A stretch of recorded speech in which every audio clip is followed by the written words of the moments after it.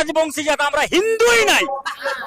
আমি কি বলবো, আমরা তো হিন্দুই নাই। আমাদের পরস্পর এখানে জন্মগ্রহণ করেছে, আর বলছে আমাদের মাননীয় মুখ্যমন্ত্রী মমতা দিদি বলছে আমরা হিন্দুই নয়, আমাদের কোনো এখানে কোনো ডকুমেন্টে নাই।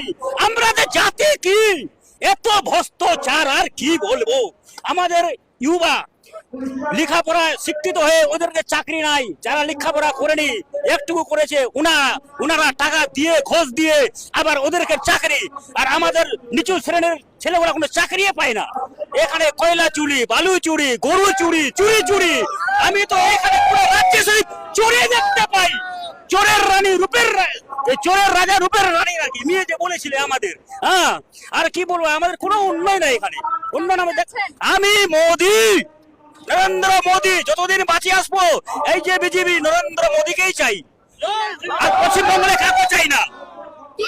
আমার নাম গব্বর সিং।